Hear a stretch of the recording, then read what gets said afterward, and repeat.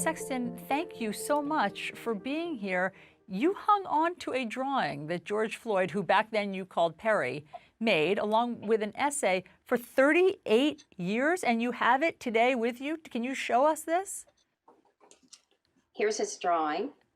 And tell us about this. What is this drawing, and what was your assignment? Well, one of my favorite memories of Perry involves his report for Black History Month. Each day in the month of February, we studied a different famous Black American. And as a culmination to that study, I posed the question to my students, how will you impact the future? What will you do to make a difference?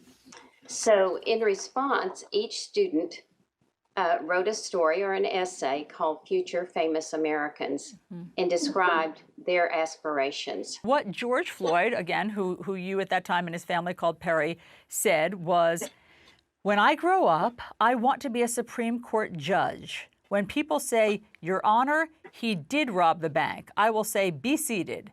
And if he doesn't, I will tell the guard to take him out. Then I will beat my hammer on the desk. Then everybody will be quiet. Why did this particular drawing and his essay stick with you for so long that you wanted to hang on to it? Well, each year my class would do 2 or 3 big major projects.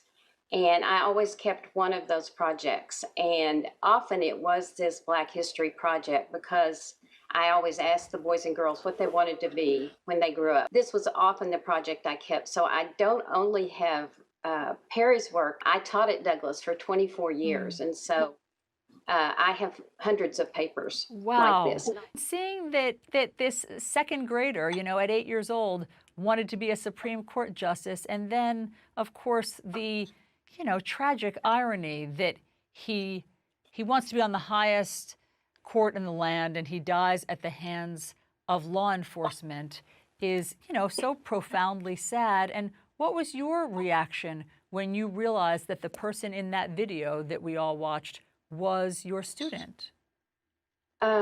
Just a really deep down sadness. I think so many of us have had that response.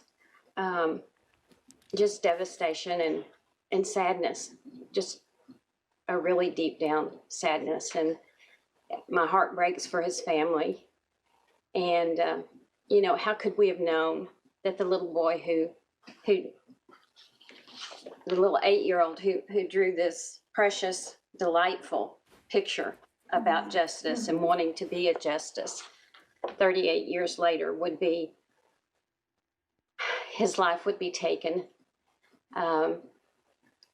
Sadly, I'm sure this isn't the way that he envisioned being famous or bringing justice. Certainly not, since that was his aspiration at 8 years old, that he wanted to be on the Supreme Court. How do you remember him as an 8-year-old? Was he a hopeful kid? Yes, he was. He was quiet. He didn't talk a lot. He was already that long, lanky little boy. We did a lot of singing and dancing in our classroom, and he enjoyed all of that. He enjoyed his friends.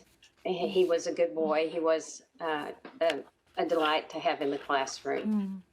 Well, Wynell Sexton, thank you for sharing that with us. I mean, it is just, again, profoundly sad to watch, someone so young and the hopes that they have for the direction they hope their life will go in, and then to know what happened 38 years later. Thank you very much for sharing the drawing and the story with us. You're so welcome.